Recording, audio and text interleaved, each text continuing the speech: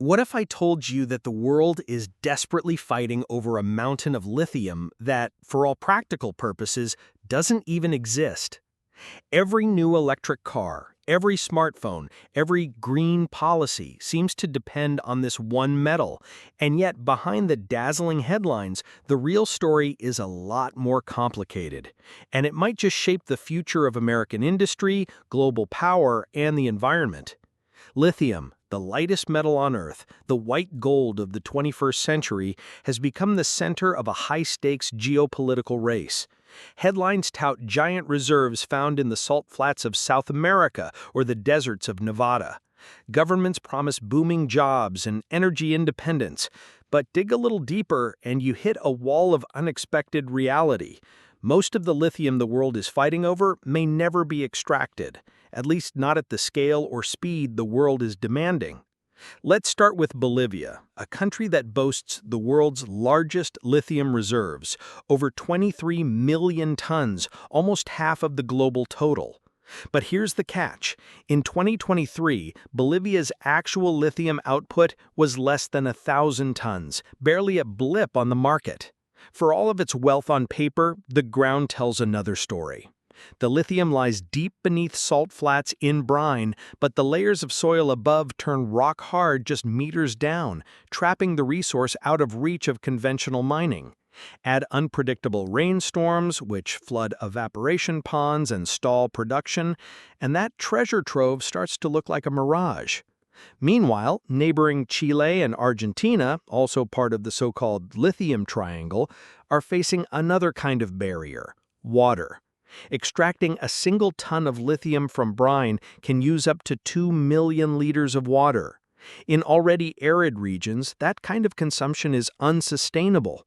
Studies now warn that nearly every lithium-rich basin here is classified as critically water scarce.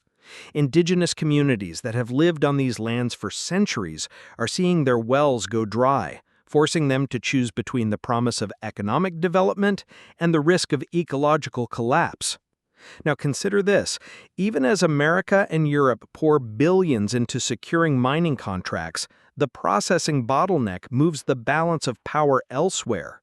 China, with modest reserves of its own, has quietly captured the lion's share of lithium chemical refining and battery manufacturing.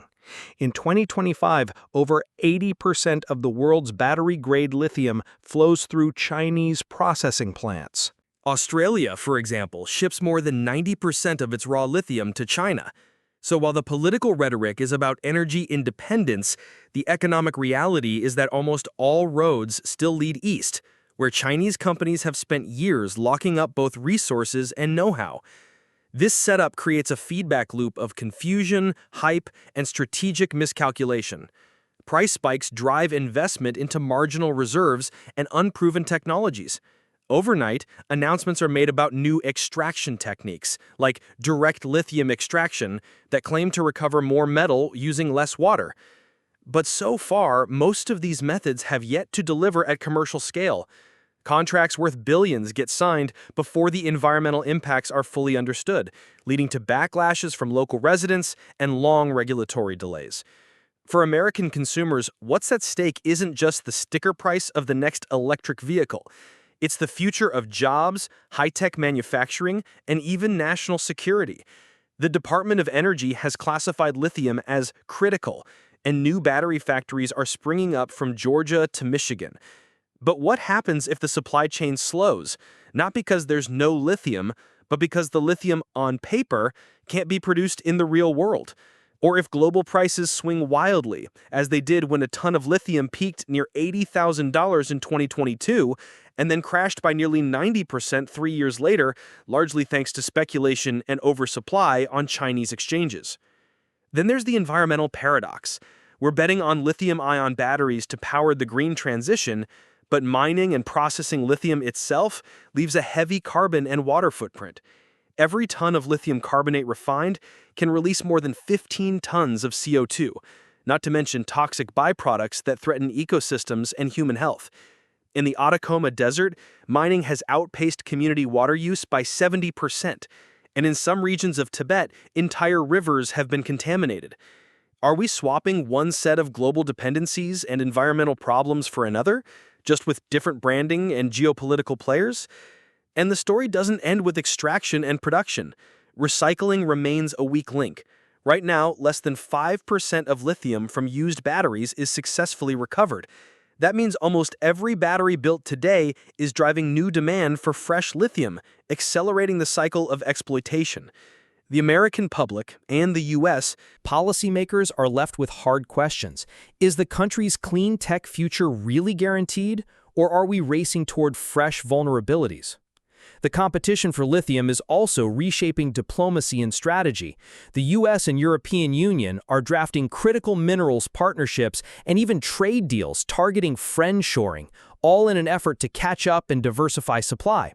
But progress is slow. Local protests have already torpedoed lithium projects in Serbia and Nevada. Russia, locked in competition with the West, is eyeing deals in Bolivia and elsewhere, knowing that whoever controls the resources could hold serious economic leverage for decades to come. Meanwhile, there are new wildcards emerging. Battery technology, long thought to be locked into lithium, may have more wiggle room than expected.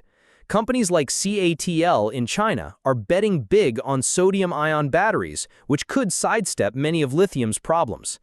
And as recycling technologies mature, the pressure to find new reserves may ease. But these shifts won't come overnight, and they rely on strategic investment that takes years to pay off. Here's what's clear: the world can't afford another cycle of blind resource chasing. The lesson of the lithium that doesn't exist is a warning about counting chickens before they hatch, of betting the future on reserves more complicated, economically, technically, and socially than any spreadsheet suggests. As competition intensifies and demand continues to outpace verified, environmentally responsible supply, governments and companies alike will have to grapple with the realities on the ground, not just what looks good on paper. So are the United States and its allies really prepared for a future where the promise of lithium may not line up with the hard realities of geology, climate, and geopolitics? Can new technologies, smarter environmental policies, and international collaboration close the gap between what's possible and what's promised? Or are we heading into a decade of false starts, supply shocks, and unintended consequences in the race to fuel the green revolution? Share your take in the comments. Do you think America's push for lithium and everything riding on it can deliver true independence and sustainability, or is the world just chasing a mirage?